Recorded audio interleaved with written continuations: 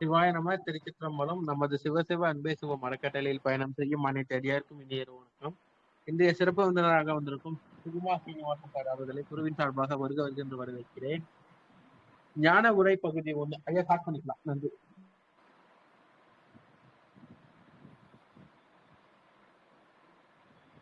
ஐயா ஸ்டார்ட் பண்ணிக்கலாம். ஆரம்பிக்கலாமா? ஆரம்பிக்கலாம். ஓகே, எல்லோருக்கும் வணக்கம். இந்த ஞானத்தை பற்றிய ஒரு உரைகளை நான் அன்பர் பாலகிருஷ்ணனுடைய டெலிகிராம் சேனல் மூலமாக நான் பேசிக் கொண்டிருக்கின்றேன். அது நிறைய பேர்களுக்கு ஒரு நல்ல வரவேற்பு கொடுத்ததாக நான் கேள்விப்பட்டேன். எனக்கும் சில கருத்துக்கள் வந்தன. மிக சந்தோஷமாக உள்ளது. ஏனென்றால் இந்த ஞானம் என்று சொன்னாலே அது ஒரு உயர்ந்த அளவிலே அது நடைமுறை வாழ்க்கைக்கு அப்பாற்பட்டது என்று எல்லோரும் நாம் நினைத்து கொண்டிருக்கின்றோம். அது ஆன்மீகத்திலே மிக உயர்ந்தது. அதை பின்பற்றுபவர்கள் வெகு சிலர்தான். அதற்காக நடைமுறை வாழ்க்கையை நாம் விட்டுவிட்டு அதற்காக தனி முயற்சிகள் எடுத்து அதை பெற வேண்டும் என்றுதான் பரவலாக அபிப்பிராயம் எல்லோரிடத்திலும் இருக்கின்றது. ஆனால் அவ்வாறு கிடையாது, சுத்தமாக கிடையாது. அத்தகைய அபிப்பிராயம், அத்தகைய நம்பிக்கை ஏன் ஏற்பட்டது என்று தெரியவே இல்லை. அதை தனியாகவே ஒதுக்கி வைத்து விட்டார்கள் என்றுதான் நாம் பார்க்கின்றோம். நமது நடைமுறை வாழ்க்கைக்கும் அதற்கும் எந்தவித சம்பந்தமும் கிடையாது. அது ஏதோ ஒரு வயதான காலத்திலே பெற வேண்டிய விஷயம். நாம் இளமையிலே அதற்கும் நாம் எந்த விதமான ஒரு தொடர்பு வைத்துக் கொள்ள வேண்டிய அவசியம் இப்பொழுது தேவையில்லை. நாம் வாழ்கின்ற வாழ்க்கையிலே நாம் அடைய வேண்டியது ஒரு பொருளீட்டுவதும் அதற்காக அதை வைத்துக் கொண்டு உலக வாழ்க்கையை அனுபவித்து வாழ்வதும் தான் வாழ்க்கை என்று நினைத்து கொண்டு ஞானம் என்பது, ஆன்மீகம் என்பதே தள்ளி வைக்கப்பட்ட ஒன்றாக இருக்கு. ஆனால் ஆன்மீகம் தினசரி வாழ்விலே கலந்து விட்டது. எவ்வாறென்றால் நாம் தினசரி இறைவனை கும்பிடுகின்றோம், பிரார்த்தனை செய்கின்றோம், சடங்குகள் செய்கின்றோம். அதிலே ஆன்மீகம் கலந்து விட்டது. ஆனால் ஆன்மீகத்தினுடைய உயர்ந்த நிலையாகிய ஞானம் என்பது ஏதோ ஒரு மறைபொருளாகத்தான் வைக்கப்பட்டிருக்கின்றது. அது ஞானம் என்ன என்பது பல பேருக்கு தெரியாது, பல பேருக்கே தெரியாது. ஆன்மீகத்தில் இருப்பவர்களுக்கே ஞானம் என்பது என்ன என்று தெரியுமா என்றாலே சந்தேகம்தான். அது ஒரு ஒரு துறவிகளுக்கு உரியது, அல்லது சித்தர்கள் வாழ்ந்த வாழ்க்கை வாழ்பவர்களுக்கு உரியது, அவர்கள் மட்டுமே அதை அடைய முடியும் என்றெல்லாம் தவறாக நினைத்து கொண்டிருக்கின்றார்கள். காலம் காலமாக தவறான ஒரு அபிப்பிராயமோ தவறான ஒரு நம்பிக்கையோ மக்கள் வைத்துக் கொண்டு அதிலேயே வாழ்ந்து கொண்டிருக்கின்றார்களே ஒழிய அதை பற்றி என்ன, அதனுடைய உண்மை என்ன என்று தெரிந்து கொள்வதற்காக புறப்பட்டு வெளியிலே செல்பவர்கள் மிக சிலரே. ஆனால் சென்று கொண்டுதான் இருக்கின்றார்கள். அவர்கள் தேடுதல், அவர்களுக்குள்ளுக்குள்ளே ஒரு தேடுதலை வைத்துக் கொண்டு இந்த வாழ்க்கை ஏன் இவ்வாறு இருக்கின்றது, நாம் எதற்காக இங்கே வந்தோம், இந்த வாழ்க்கையினுடைய அர்த்தம் என்ன, இவ்வாறு பிறவிதோறும் நாம் பிறந்து மாண்டு போகின்றோமே, இதற்கு என்ன காரணம், இதன் மூலமாக நாம் அதை எவ்வாறு இதை நாம் மாற்ற முடியுமா, அவ்வாறு மாற்றுவதற்கு ஒரு வாய்ப்பு இருக்கின்றதா என்றெல்லாம் தேட ஆரம்பிக்கின்றார்கள் ஒரு பகுதியினர். மற்றொரு பகுதியினர் இந்த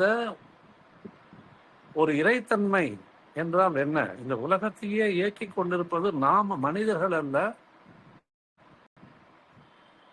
சாதாரண மனிதர்கள் தான் அவ்வாறு நினைத்துக் கொண்டிருக்கின்றார்கள். உலகத்தை நாம் தான் இயக்குகின்றோம் என்று.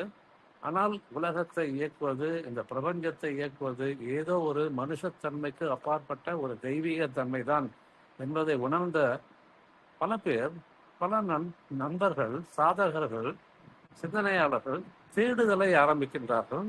இந்த மெய்ப்பொருள் என்று சொல்லக்கூடியது எதுவாக இருக்கும், இறைவன் என்று சொல்லக்கூடிய மெய்ப்பொருள் என்று சொல்லக்கூடிய உண்மை எங்கே கிடைக்கும், அந்த உண்மையை எவ்வாறு நாம் தேடி அறிந்து கொள்வது என்ற ஒரு குறிக்கோளோடு அவர்கள் வெளியிலே அதை தேடுகின்றார்கள். அவ்வாறு தேடுவதற்காக என்ன செய்கின்றார்கள் என்றால் ஒரு பழக்கமான பாதையாகிய ஒரு குருவை தேடுகின்றார்கள். ஏனெனில் எப்பொழுதுமே எந்த துறையிலுமே தமக்கு தெரியாதவற்றை தெரிந்து கொள்வதற்கு ஒரு ஆசிரியர் தேவை, ஒரு குரு தேவை. அது எந்த தொழில்நுட்ப துறையாக இருக்கட்டும், மருத்துவத்துறையாக இருக்கட்டும், படிப்பாக இருக்கட்டும், அகடமிக் எஜுகேஷன் ஆகட்டும், எல்லாவற்றிற்குமே ஒரு ஆசிரியர் அல்லது குரு என்பவர் தேவைப்படுகின்றார். அதே போல நம்மை பற்றி அறிந்து கொள்வது, அதாவது இறைவனை பற்றி அறிந்து கொள்வதற்கு, இறைத்தன்மையை பற்றி அறிந்து கொள்வதற்கு சாதாரண மனிதர்களாலே, சாதாரண ஆசிரியர்களாலே அதை பற்றி போதிக்கவே முடியாது என்று சொல்லும்போது, அதற்காக ஒரு ஆன்மீக குருவை தேடித்தான் மக்கள் செல்கின்றார்கள். தேடுதலுடைய சாதகர்கள் அவ்வாறு செல்கின்றார்கள். அவ்வாறு சென்று ஒரு குருவிடம் பயிற்சி பெறுகின்றார்கள். குருவை அடைந்து அவருடன் இருந்து அவருடைய அமைப்பிலே கலந்து கொண்டு அவர் கற்றுக் கொடுக்கின்ற வழி மூலமாக அந்த உண்மையை தெரிந்து கொள்ள முடியுமா என்று சேர்ந்து விடுகின்றார்கள். அதன் மூலமாக அவர்களுக்கு சில பல உண்மைகள் தெரிய வருகின்றன. அந்த உண்மைகள் மூலமாக மறுபடி மேலே செல்ல வேண்டிய வழியை அந்த குருமார்கள் உருவாக்கி கொடுக்கின்றார்கள். கொடுக்கும் பட்சத்திலே அது மிக மிக காலதாமதம் ஆகின்றது என்பதை தெரிந்து கொள்ள வேண்டும். மிக மிக காலதாமதம் ஆகின்றது. அந்த காலதாமதத்தின் மூலமாக பல்வேறு வகையிலே பல்வேறு நபர்கள் அந்த அமைப்புகளை விட்டு விலகி செல்லக்கூடிய வாய்ப்புகளும் இருக்கின்றன. ஏனெனில் இவர்கள் எதிர்பார்த்து செல்வது என்னவென்றால், நாம் போய் அந்த அமைப்பிலே சேர்ந்து அத்தகைய ஒரு வழியை கண்டுபிடித்து கொண்டு குரு சொல்லிய பாதையிலே நாம் பயணம் செய்தோமானால், தவம் அல்லது தியானம் என்ற பாதையிலே பயணம் செய்தோமானால் நமக்கு தேவையான ஒரு இலக்கை எட்டிவிட முடியும் என்ற ஒரு நம்பிக்கையோடு, ஆழ்ந்த நம்பிக்கையோடு அவர்கள் செயல்படுகின்றார்கள். ஆனால் அவ்வாறு நடக்கவில்லை. பெரும்பாலான நம்பிக்கைகள் அவ்வாறு ஒரு சாட்டிஸ்பாக்சன் கிடைப்பதில்லை, திருப்தி கிடைப்பதில்லை. அவர்கள் எட்டிய இலக்கை அடைய முடியவில்லையே என்ற ஒரு ஆதங்கமும் வருத்தமும் இருக்கிற பட்சத்திலே அவர்கள் என்ன செய்கின்றார்கள் என்றால், அதை விட்டு வெளியே சென்று விடுகின்றார்கள். மற்றொரு அமைப்பை தேடுகின்றார்கள். மற்றொரு அமைப்பிலே அத்தகைய ஞானம் கிடைக்குமா என்று தேடுகின்றார்கள். இவ்வாறு தான் நடந்து கொண்டிருக்கின்றது. அவ்வாறு அமைப்பை விட்டு ஒரு அமைப்பு, ஒரு ஆன்மீக அமைப்பு, மற்றொரு ஆன்மீக அமைப்பு என்றெல்லாம் சொல்லிக்கொண்டே செய்து கொண்டே இருக்கின்றார்கள். இறுதியாக எதிலையுமே அவர்களுக்கு பலன் கிடைக்கவில்லை என்ற பட்சத்திலே ஒரு வெறுப்பான நிலையிலே, ஒரு திரிசங்கு நிலையிலே இருக்கின்றார்கள். இங்கேயும் இல்லை, அங்கேயும் இல்லை, உலக வாழ்க்கையிலும் இல்லை, ஒரு ஞான வாழ்க்கையிலும் இல்லை என்றுதான் அவர்கள் இருக்கின்றார்கள். அது பல பேருக்கு ஒரு தர்ம சங்கடத்தை உண்டாக்குகின்றது, ஒரு விரக்தியை உண்டாக்குகின்றது, ஒரு திகைப்பை உண்டாக்குகின்றது. ஏனெனில் ஒரு சரியான குருவின் மூலம் தான் இந்த ஞானத்தை நாம் அந்த ஞான வழியை நாம் கற்றுக்கொள்ள முடியும். அந்த சரியான குரு அவர் எந்தவித பிரதிபலனை எதிர்பாராமல் அவர்கள் வழிகாட்டுவார்கள். ஞானத்தை பற்றி நமக்கு சொல்லிக் கொடுப்பார்கள். ஞான வழியிலே எவ்வாறு பிரயாணம் செய்வது, அந்த வழியை காட்டி விடுவார்கள். பிறகு அவர்கள் நம்மை கையை பிடித்து அழைத்து கொண்டு சிறிது தூரம் வருவார்கள். பிறகு நாம் தான் அதை சென்று அடைய வேண்டும் என்று வழியை காட்டி விடுவார். அதுதான் உண்மை. அவ்வாறுதான் ஒரு உண்மையான குரு அவ்வாறுதான் இருக்கின்றார்கள். அவ்வாறுதான் நடக்கின்றது. அப்படி நடக்கும் பட்சத்திலே அந்த வழியிலே பயணம் செய்ய வேண்டியது நம்முடைய கடமையாகி விடுகின்றது. நாம் தவறாக குருதான் நம்மை கடைசி வரை கூடவே இருந்து நம்மை அழைத்து செல்வார் என்று யோசித்தோமானால் அவ்வாறு நடப்பதில்லை என்பதுதான் உண்மை. ஆனால் அத்தகைய உண்மையை தெரிந்து கொள்ளாமல், மற்றவர்களை புரிந்து கொள்ள விடாமல் தடைகள் வைக்கப்படுகின்றன. சரியான வழிகள் காட்டப்படுவதில்லை என்றெல்லாம் பல்வேறு விதமாக இருக்கின்றது. அதனால உண்மையான ஞானம் என்று அடைந்தவர்கள் வெகு சிலரே இருக்கின்றார்கள். அத்தகைய ஞானம் எத்தகைய குருவாலும் கொடுக்கப்பட முடியாது என்ற உண்மையை தெரிந்து கொள்ளாமல் மக்கள் அவ்வாறுதான் எதிர்பார்த்து கொண்டனர். குருவால் இந்த ஞானத்தை தர முடியும் என்ற ஒரு நம்பிக்கையோடு அவர்கள் பிரயாணம் செய்கின்றார்கள். ஆனால் அவ்வாறு நடப்பதில்லை என்பதுதான் உண்மை. ஏனெனில் நாம் கண்கூடாக பார்த்திருக்கிறோம். பல்வேறு குருமார்கள் இருந்திருக்கின்றார்கள். உலகம் புகழ்பெற்ற குருமார்கள் நமது இந்திய நாட்டிலே இருந்திருக்கிறார்கள். நமது தமிழ்நாட்டிலே வள்ளலார் இருந்தார், ரமணர் இருந்தார், கிருஷ்ணமூர்த்தி இருந்தார், பழைய குருமார்களாகிய சித்தர்களாகிய சிவவாக்கியர் இருந்தார், திருஞான என்று சொல்லிக்கொண்டே போகலாம். திருமூலர் இருந்தார், திருவள்ளுவர் இருந்தார் என்றெல்லாம் சொல்லிக்கொண்டே போகலாம். பல்வேறு விதமான சித்தர்கள் ஞானிகள் உருவான நாடு நமது தமிழ்நாட்டை. ஒரு சமீப காலமாக போன நூற்றாண்டில் என்று சொல்லமானால் இத்தகைய ரமணர் இருந்தார், வள்ளலார் இருந்தார் என்று சொல்லலாம். ஆனால் அவர்களாலே மக்களை திருத்தி அவர்களை ஞான வழியிலே கொண்டு வந்து அவர்களுக்கு ஞானத்தை கொடுக்க முடியவில்லையே என்றுதான் நாம் நினைக்க வேண்டியதாக இருக்கின்றது. ஏனெனில் அவர்களால் கொடுக்க முடியும், அவர்கள் அடைந்த ஞானத்தை மற்றவர்களுக்கு கொடுக்க முடியும் என்று இருந்தால் ஆயிரக்கணக்கான பேர் அடைந்திருப்பார்களே, லட்சக்கணக்கான பேர் அடைந்திருப்பார்களே, இல்லையா? ஆனால் அடையவில்லை. அப்பொழுது என்ன நடக்கின்றது? ஒரு குருவால் ஞானத்தை கொடுக்க முடியாது என்ற ஒரு ஒரு ஒரு உண்மை நமக்கு தெரிய வருகின்றது அல்லவா? குருவால் நமக்கு கொடுக்க முடியாது. அது இறைவனாகத்தான் கொடுக்கின்றான், இறைவனாகத்தான் கொடுக்கிறான். ஆனால் அந்த சரியான வழியை அவர்களால் காட்ட வேண்டும், சரியான வழியை அவர்களால் காட்ட முடியும். ஸோ அந்த வழியிலே நாம் பிரயாணம் பண்ண வேண்டியது நமது கடமை, முயற்சிகள் எடுக்க வேண்டியது நமது கடமை. அது அந்த வழியிலே சிறிதும் ஒரு ஒரு மாறுபட்டு போகாமல் அந்த வழியிலே பிரயாணம் செய்ய வேண்டியது, அதை கடைபிடிக்க வேண்டியது நம்முடைய கடமை. அவ்வாறு நாம் பயணித்தோமானால் நமக்கு இறைவனால் அந்த ஞானம் அருளப்படும் என்றுதான் உண்மை. ஒரு குருவால் கொடுக்க முடியாது என்று தெரிந்து கொண்டோமானால் அதுவே ஒரு உண்மையை நாம் தெரிந்து கொண்டோமாக ஆயிடும். பல்வேறு விதமான குருமார்கள் அவ்வாறுதான் சரியான வழிகளை காட்டி அமைத்திருக்கிறார்கள். ஏனெனில் இறைத்தன்மையை அடைவதற்கு, ஞானம் பெறுவதற்கு, நான் யார் என்று தெரிந்து கொள்வதற்கு வழி ஒன்றே ஒன்றாக இருக்கிறதுக்கு வாய்ப்பே கிடையாது அல்லவா? ஒரே ஒரு வழிதான் இருக்கின்றது, அந்த வழியாகத்தான் செல்ல முடியும் என்ற ஒரு ஒரு ஒரு ஒரு சட்டத்தை இறைவன் ஏற்படுத்தியிருப்பாங்க. சற்று யோசித்து பார்த்தோமானால் நமக்கு தெரியும். ஏனெனில் ஒவ்வொரு அமைப்பிலும் என்ன எத்தகைய ஒரு பரப்புரை வைத்திருக்கின்றார்கள் என்றால், எங்கள் மூலமாகத்தான், இந்த வழி மூலமாகத்தான் நாம் இறைவனை அடைய முடியும் என்றெல்லாம் ஒரு பரப்புரை இருக்கின்றது.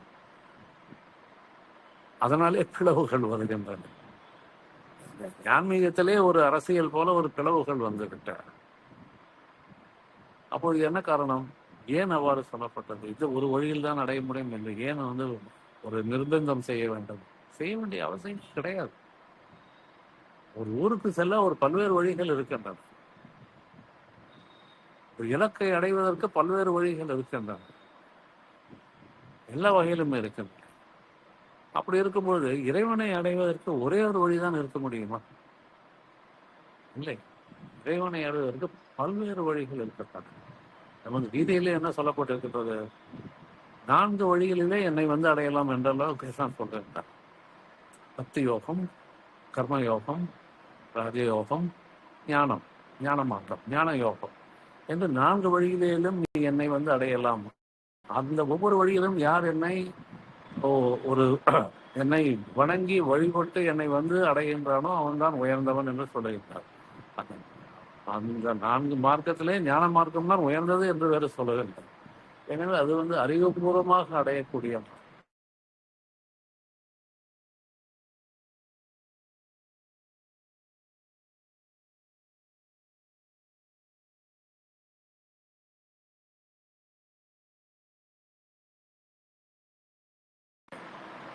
எத்தகைய முயற்சிகளோ பயிற்சிகளோ கிடையாது, எத்தகைய நுட்பங்கள் கிடையாது, முறைகள் கிடையாது, சடங்குகள் கிடையாது, வழிமுறைகளே கிடையாது, எதுவுமே கிடையாது. ஞான மார்க்கத்திலே வழிமுறைகள் என்று கிடையாது. ஒரு ஒரு புரிதல், ஒரு முழுமையான புரிதல், அந்த உண்மை என்ற என்ன என்பதை தெரிந்து கொள்ளக்கூடிய ஒரு முழுமையான புரிதல் மூலமாகத்தான் நாம் அந்த மார்க்கத்திலே நாம் வெற்றி பெற முடியும் என்பது உண்மை. இது தெரிந்து கொள்ளாமல் மக்கள் அந்த மார்க்கத்திலே, ஞான மார்க்கத்திலே எந்த விதமான ஒரு முயற்சிகள் கிடையாது என்று, அதாவது ஒரு நீண்ட கால நெடுங்கால ஒரு தியானங்களோ தவங்களோ கிடையாது. ஒரு அறிவுபூர்வமான புரிதல் மட்டுமே தேவை. அந்த அறிவுபூர்வமான ஒரு புரிதல் அது நிகழ்ந்து, உள்ளுக்குள் நிகழ்ந்து, உள்ளும் புறமும் நாம் அத்தகைய ஒரு புரிதலில் நாம் வாழ்ந்தோமானால் ஞானம் கிடைத்துவிடும் கிடைத்துவிடும் என்பது உண்மை. இதை தெரிந்து கொள்ளாமல் அந்த நுட்பங்கள் இல்லாததனால் மக்கள் அது ஒரு ஏமாற்றத்துடன் வெளியே சென்று விடுகின்றார்கள். ஏனெனில் காலங்காலமாக அவர் மனதிலே விதைக்கப்பட்ட விதை என்னவென்றால், இந்த ஞானத்தை, தன்னை அறியும் ஞானத்தை பெறுவதற்கு நீ தீராத முயற்சிகள் செய்ய வேண்டும், நெடுங்காலமாக முயற்சிகள் செய்ய வேண்டும், தியானங்கள் செய்ய வேண்டும், தவம் செய்ய வேண்டும் என்றெல்லாம் சொல்லிக் கொடுக்கப்பட்டு இது மட்டும்தான் உண்மையான வழி, வேறு வழிகள் கிடையாது என்ற முடிவுக்கு பல பேர் கோடிக்கணக்கான பேர் வந்து விட்டார்கள் என்றே சொல்லலாம். இது ஒரு தவறான அப்ரோச், மிகவும் தவறான அப்ரோச். கீதையிலே 4 வழிகளும் சொல்லப்பட்டிருக்கிறது அல்லவா? அப்போது ஏன் அந்த மீதி 3 வழிகளும் அடைய முடியாதா என்ன? யோகம் ஒரு தியானத்தின் மூலமாகத்தான் அடைய முடியும், யோகத்தின் மூலமாகத்தான் அடைய முடியும் என்று இருக்கின்றதா என்ன? இல்லையே, சொல்லப்படவில்லையே. அப்படி இருக்கும்பொழுது அந்த வழியிலும் நாம் அடையலாம் என்ற உண்மையை தெரிந்து கொண்டு அந்த வழியிலே பின்பற்றலாம். நாம் இங்கே வந்து ஒரு தேர்வு செய்திருப்பது ஞான மார்க்கம். ஞான மார்க்கத்திலே தான் நாம் அறிவுபூர்வமாக நாம் நம்மை புரிந்து கொள்ள வேண்டும். அறிவுபூர்வமாக நாம் இதை உணர்ந்து கொள்ள வேண்டும். அந்த புரிதல் உள்ளுக்குள் ஏற்பட வேண்டும். இந்த நான் யார் என்று தெரிந்து கொண்ட பிறகு நான் இல்லை என்ற உண்மையை தெரிந்து கொள்ள வேண்டும். நான் என்பதே இல்லை. நோபடி, யாருமே கிடையாது. நான் என்று சொல்லிக்கொண்டு தெரிந்து கொண்டிருக்கிறோம். அந்த நான் என்பதே கிடையாது என்ற மகா உண்மையை நாம் தெரிந்து கொள்ள வேண்டும். அவ்வாறு தெரிந்து கொண்ட பின் நமது வாழ்க்கை எவ்வாறு இருக்கும்? நான் என்பதே இல்லை என்று தெரிந்து கொண்ட பிறகு நமது வாழ்க்கை எவ்வாறு இருக்கும்? ஏனெனில் நாம் சாதாரண மக்களாக எப்படி வாழ்ந்து கொண்டிருக்கின்றோம்? நான் நான் நான் செய்கின்றேன் என்றெல்லாம் இருக்கின்றோம். அந்த நானை நம்மால் உதறி தள்ள முடியும். நான் என்பதே கிடையாது என்ற உண்மையும் தெரிந்து கொள்ளவில்லை. அதற்கு பதிலாக நான் என்று இருக்கின்றது என்ற ஒரு மாயையோடு நாம் எல்லா காரியங்களையும் செய்து கொண்டிருக்கின்றோம். மனதுக்கு அடிமையாகி அத்தகைய ஒரு செயற்கையான ஒரு புரிதல் இல்லாத மனதல், செயற்கையான மனம், பொய்களை சேர்த்து வைத்திருக்கும், நம்பிக்கைகளை சேர்த்து வைத்திருக்கும், பல்வேறு விதமான சடங்குகள், நம்பிக்கைகள் எல்லாவற்றையும் சேர்த்து வைத்திருக்கக்கூடிய மனது நம்மை வழி நடத்துகின்றது என்ற உண்மை தெரியாமல் நாம் அதனுடைய பிடியிலே சிக்கி தவித்துக் கொண்டிருக்கின்றோம். மனம் என்னும் ஒரு மாயையினுடைய பிடியிலே நல்ல மனிதர்களும் சிக்கி கொண்டிருக்கின்றார்கள், அவர்களுக்கே தெரியாமல் என்பதுதான் உண்மை. ஆனால் அந்த புரிதல் மூலமாக உங்களுக்கு மனம் என்பது நான் எனது மனம் அல்ல, நான் இந்த உடல் அல்ல என்ற உண்மை தெரிந்துவிட்டால், அந்த உண்மையை தெரிந்து அந்த உண்மை என்பது உடல் எங்கும் பதிந்து விட்டால், உடல் முழுக்க பதிந்து விட்டால், பிறகு இருப்பது யார்? அங்கே யார் இருப்பது? யாருமே இல்லை. யாருமே இல்லை என்பதுதான் உண்மை. அங்கே மனம் கிடையாது, உடல் கிடையாது, ஆன்மா என்பதுதான் இருக்கின்றது. இறைத்தன்மை மட்டும்தான் இருக்கின்றது. அதை நாம் ஆன்மா என்று கூட சொல்லலாம், அல்லது இறைத்தன்மை என்று கூட சொல்லலாம். அது மட்டுமே தான் இருக்கின்றது. அதுதான் நம்மை வழி நடத்துகின்றது என்ற உண்மை, மாபெரும் உண்மையை தெரிந்து கொள்ள வேண்டும். நாம் சாதாரணமான மக்கள் என்ன செய்கின்றார்கள் என்றால், நான் என்று ஒன்று இருக்கின்றேன், நான் இருக்கின்றேன் என்ற ஒரு பொய்யான ஒரு கருத்தை, திணிக்கப்பட்ட கருத்தை மனதிலே வைத்துக் கொண்டு அந்த மனதோடு ஒன்றி போய் அந்த செயற்கையான மனதை சேகரித்து வைத்திருக்கக்கூடிய தவறான விஷயங்களையும் தவறான கொள்கைகளையும் எல்லாவித தவறான விஷயங்களையும் தெரிந்து வைத்துக் கொண்டு அதன் மூலம் நடந்து கொண்டிருக்கின்றோம். அதனால்தான் இந்த உலகத்திலே நாம் இவ்வளவு துன்பங்கள் நடந்து கொண்டிருக்கின்றோம். மனதோடு ஒன்றி போய் மனிதன் இருப்பதனால்தான் உலகத்திலே துன்பங்கள் அதிகமாக இருக்கின்றன. இந்த உலகத்திலே இருக்கக்கூடிய அத்தனை துன்பங்களுக்கும் காரணம் யார் என்றால் மனிதன் அல்ல, மனிதன்தான் என்று சொல்லலாம். ஆனால் மனிதன் அல்ல, மனிதனுடைய மனது என்றுதான் சொல்ல வேண்டும். இதுதான் உண்மை. மனதுதான் இந்த உலகத்தில் இருக்கக்கூடிய எவ்வளவு சிறிய துன்பமாக இருந்தாலும் சரி, எவ்வளவு பெரிய துன்பமாக இருந்தாலும் சரி, அழிவாக இருந்தாலும் சரி, சண்டை சச்சரவாக இருந்தாலும் சரி, எல்லா விதமான தீங்குகள், தீமைகள் எல்லாவற்றிற்குமே காரணம் எதுவென்றால் மனதினுடைய மனது தான். ஆனால் அந்த மனம் எங்கே இருக்கின்றது என்று யாருக்குமே தெரியாது. எங்கே இருக்கின்றது யாருமே கை காட்டவும் இல்லை. அது இருக்கின்றதா இல்லையா என்று கூட தெரியும். ஏன்னா தெரியுமா, பிசிக்கல் ஷேப், மனதிற்கு ஒரு பௌதீக உருவமே கிடையாது. கை, கால், தலை, கால், விரல்கள் எல்லாமே பௌதிகம். ஒரு இருதயம், நுரையீரல் எல்லாமே பௌதிக உடல் உருவங்கள் இருக்கின்றன. Physically they exist. But mind, where is the mind? Mind என்ற ஒரு உருவம் இருக்கின்றதா? ஒரு உறுப்பு இருக்கின்றதா? இல்லையே. எங்கே இருக்கின்றது? இருக்கின்றது என்று சொல்லிக் கொண்டிருக்கின்றோமே, அது உடம்பிலே எங்கே இருக்கின்றது? மனிதன உடல்நிலை எங்கே இருக்கின்றது? ஞானிகள் சித்தர்கள் சொல்வார்கள் மனோமய கோஷம் என்று. 5 விதமான உடல்கள் இருக்கின்றன. அதிலே மனோமய கோஷம் என்று ஒரு உடல் இருப்பதாக சொல்கின்றார்கள். இது உண்மை இருக்கின்றது. ஆனால் நாம் நினைத்துக் கொண்டிருக்கின்றால் போல் அந்த மனம் என்பது எங்கே இருக்கின்றது? எந்த இடத்திலே குடிகொண்டிருக்கின்றது உடம்புக்குள் என்று பார்த்தோமானால் இல்லை, தெரியவில்லை. அப்போது இல்லாத ஒன்று இருக்கின்ற ஒன்றை ஆண்டு கொண்டிருக்கின்றது. சரிடா? இல்லாத ஒன்று, மனம் என்பது இல்லாத ஒன்று என்று ஏன்னா இது எங்கே இருக்கின்றது யாருக்குமே தெரியாது. ஸோ இல்லைன்னு வைத்துக் கொள்வோம், இல்லை. ஆனால் அதுதான் நம்மை இருக்கின்ற ஒன்றை நாம் இருக்கின்றோம், காரியங்கள் செய்கின்றோம், பேசுகின்றோம், உறவாடுகின்றோம், எல்லா வித விஷயங்களையும் செய்கின்றோம். அப்பொழுது நாம் இருக்கின்றோம் என்றே வைத்துக் கொள்வோம். அது இல்லை, அதுவும் இல்லை என்பதுதான் உண்மை. அதுக்கு பின்னாலே வருவோம். ஆனால் நான் இருக்கின்றேன், அந்த காரியத்தை செய்கின்றேன் என்பது எதற்கு கட்டுப்பட்டு நடக்கின்றது என்றால் இல்லாத ஒன்று நம்மை கட்டுப்படுத்துகின்றது. இல்லாத ஒன்று எது? மனது. அது நம்மை கட்டுப்படுத்துகின்றது. அந்த மனதுக்கு கட்டுப்பட்டுத்தான் நாம் இந்த காரியங்கள் எல்லாவற்றையும் செய்து கொண்டிருக்கின்றோம். உலகத்திலே பல்வேறு விதமான துன்பங்களை உண்டாக்கி கொண்டிருக்கின்றோம். பல்வேறு விதமான பிளவுகளை உண்டாக்கி கொண்டிருக்கின்றோம். பல்வேறு விதமான கஷ்டங்களை மனிதர்களுக்கு கொடுத்து கொண்டிருக்கிறோம்.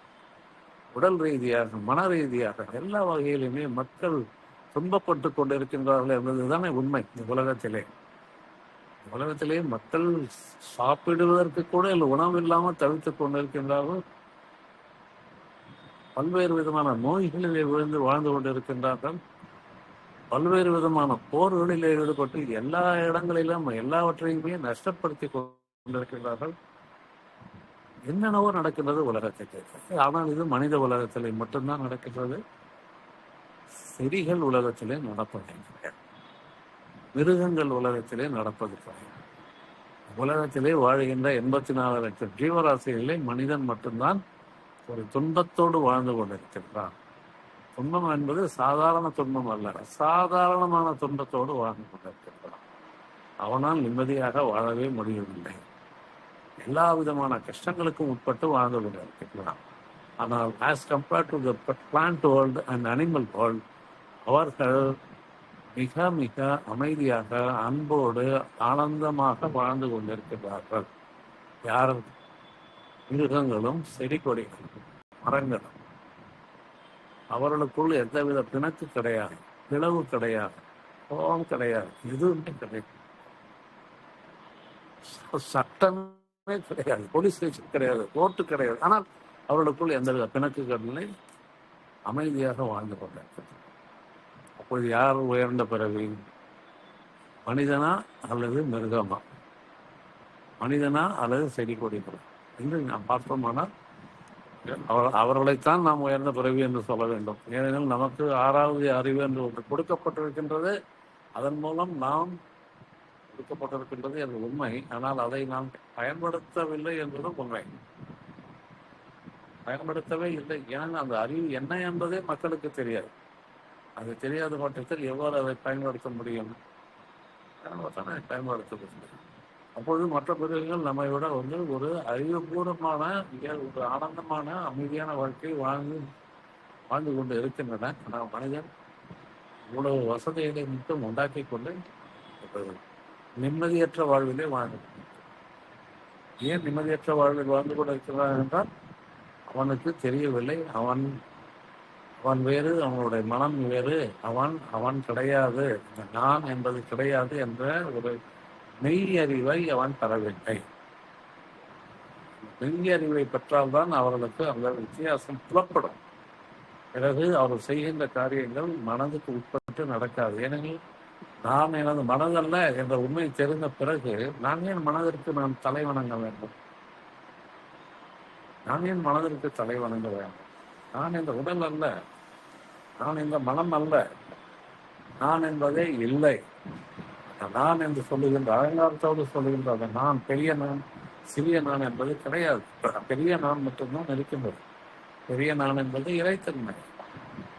அப்படிப்பட்ட உண்மையைத்தான் நாம் தெரிந்து கொள்ள வேண்டும். அவருடைய அவரை இந்த உலகத்திலே நாம் பொருளீட்டுகின்ற காரியத்திலே நாம் குறியாக இருப்பதும் இந்த உண்மையை நாம் தெரிந்து கொள்ளாமல் போய்விட்டோம். இந்த ஞானம் என்ற தன்னை அறியும் நிலையை தராமல் தள்ளி வைத்து விட்டோம். சொல்ல போனால் அது ஒன்று இருக்கின்றது என்று தெரியாமலே நாம் அழிந்து போகின்றோம்.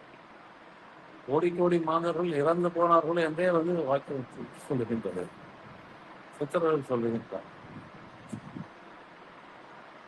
ஆற்றில் கலந்தும் குறையறியாமல் அலைகின்றாயே என்று இன்னொரு சித்தர் பாடுகின்றார். இவ்வாறு உண்மை என்ன, உண்மை ஞானம் என்பது என்ன, தன்னை அறிவும் அறிவு என்ன, அறிவு என்பது என்ன என்று தெரிந்து கொள்ளாமல் ஒரு கோடிக்கணக்கிலே இறந்து பிறகு மறுபடியும் பிறகு இழைத்து போகின்றார். அதைத்தான் சொல்லுவார் இன்னொரு சித்தர், பிறந்து பிறந்து இழைத்தேனே, நான் எத்தனை முறை எத்தனை ஒரு தாயினுடைய கருவிலை உருவாக்கி வர வேண்டும் என்றெல்லாம் கேட்டிருக்கின்றார். அதனாலேயே நான் பிறந்து இழைத்தே போய்விட்டேன் என்று சொல்லுவார். அத்தனை பிறவிகள் ஏன் அவ்வாறு இருக்க வேண்டும்? அந்த பிறவியலற்ற வாழ்க்கை வாழ வேண்டும் என்றால் என்ன? பிறவியலற்ற வாழ்க்கை என்பது என்ன? நீங்கள் ஞானம் பெறுவதன் மூலம் அந்த பிறவியலற்ற வாழ்வு, அதன் மூலம் நாம் மறுபிறவி இல்லாமல் வாழ முடியும், மரணமில்லா பெருவாழ்வை அடைய முடியும் என்ற உண்மையை நாம் தெரிந்து கொள்ளலாம். அதற்கு நாம் நம்மை அறிந்து கொள்ள வேண்டும். தான் யார் என்ற தன்னறிவை பெற வேண்டும். இந்த பெறுவதன் மூலம் நாம் ஞானத்தை பெற்று அதன் மூலமாக இந்த ஞான வாழ்க்கையை வாழ்ந்து, மிக முக்கியமானது என்னவென்றால், அந்த நான் யார் என்ற அறிவை பெற்றதனால் மட்டும் நம்மால் ஞானத்தை பெற முடியாது. அத்தகைய அறிவை பெற்று அதன்படி நாம் வாழ வேண்டும். இது மிக மிக முக்கியமானது. அதன்படி நாம் வாழ்ந்தோமானதான் நாம் எவ்வாறு நமது மனதை தொலைத்து விட்டு வாழ முடியும் என்ற ஒரு வாழ்க்கையை வாழ்ந்து காண்பிக்கலாம். மனதை தொலைத்து விட்டு வாழ்வதுதான் ஞான வாழ்க்கை என்ற உண்மையை தெரிந்து கொள்ள வேண்டும். இதில் நான் வேறு, எனது மனது வேறு என்ற உண்மையை தெரிந்து கொண்டோம். அந்த உண்மையை தெரிந்து கொண்ட பிறகு அந்த மனமற்ற வாழ்க்கை வாழ்வதுதான் ஞான வாழ்க்கை.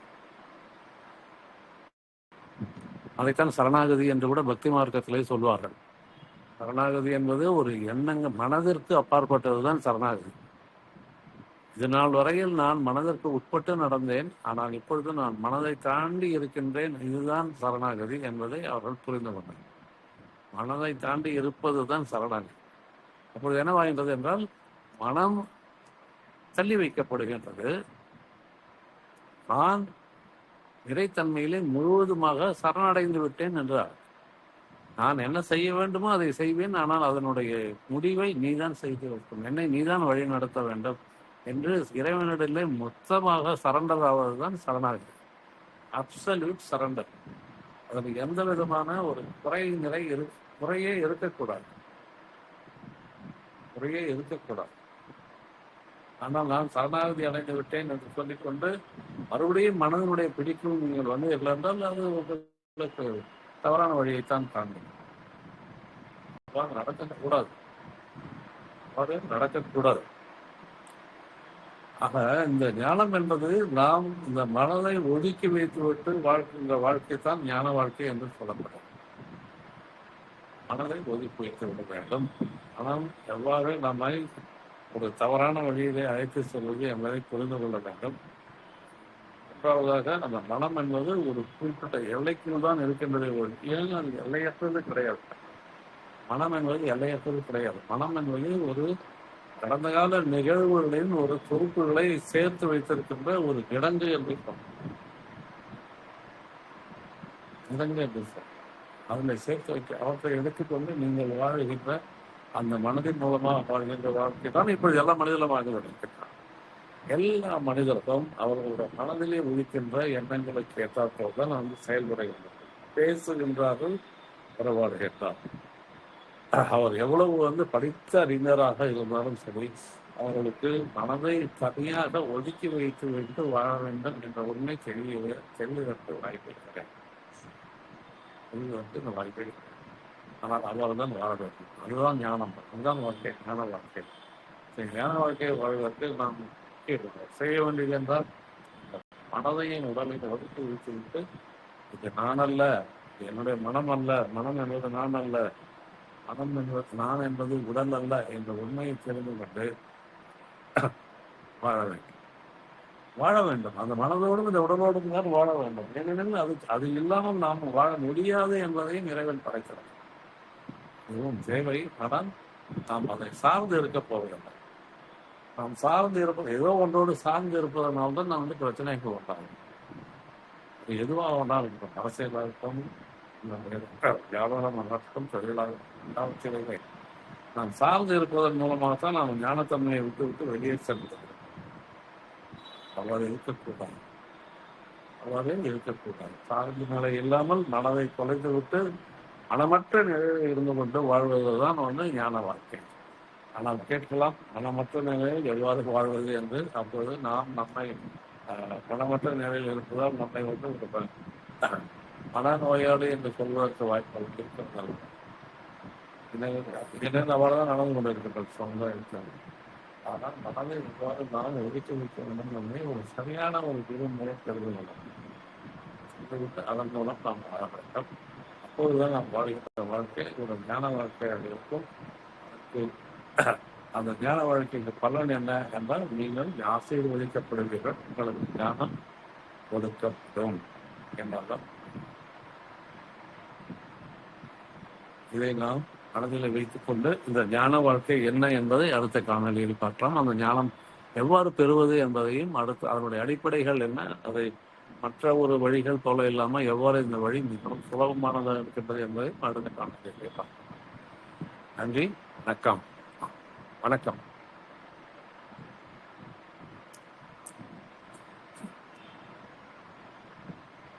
ஐயா பாலகிருஷ்ணன் ஐயா, சார் நல்லா இருந்ததுங்க சார். கூட பேசியிருந்தீங்க. சரியா கேட்கல. கேக்குதுங்களா? இப்ப தெளிவா இருக்கா? இப்ப பரவாயில்ல. Thank you so much sir. ரொம்ப நல்லா இருந்தது.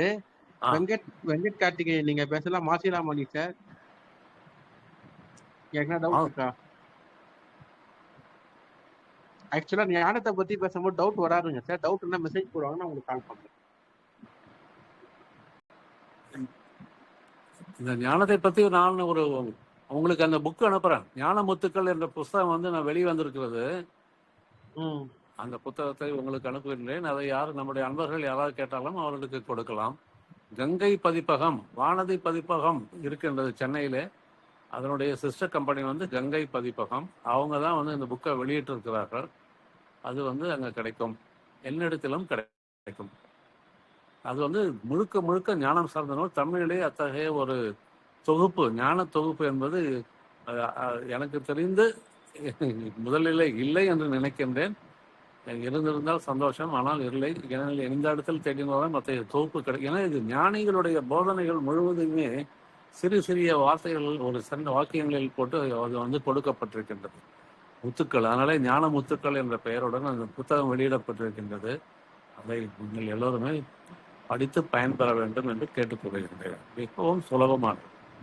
ஞானம் என்ன என்றால், இது முழுக்க முழுக்க ஞான மார்க்கத்தினுடைய வழிகள் தான் அந்த இதிலே ஞானிகளுடைய போதனைகளாக வெளிப்பட்டது. ஒவ்வொன்றும் ஞானிகள் சொன்ன போதனைகள். அதிலே நமது கருத்து எதுவுமே இருக்க, உண்மைதான் இருக்கும்.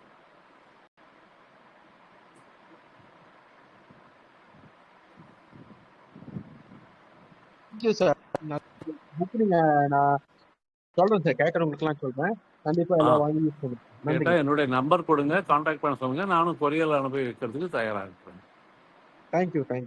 மிக மிக சுலபமா இருக்கும், படிச்சு பாருங்க. சரிங்களா? நல்லா இருந்ததுங்க சார். இன்னைக்கு செக்ஷன் சூப்பரா இருந்தது. தேங்க்யூ. நல்லா இருந்ததா? கொஞ்சம் லேட் ஆயிடுச்சு, அது மட்டும் மன்னிக்கவும். கொஞ்சம் வெளியே போயிட்டு வந்தாலும் கொஞ்சம் லேட் ஆயிடுச்சு. பரவாயில்ல. Thank you sir. தேங்க்யூ.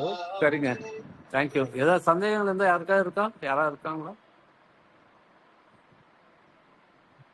வெண்ணிலா வெங்கடலட்சுமின்னு ஒருத்தவங்க இருக்கா?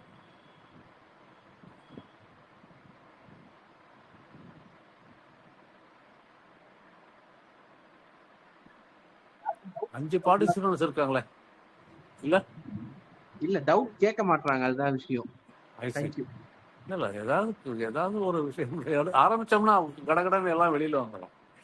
ஏதாவது ஒரு விஷயம் ஆரம்பிக்கும்.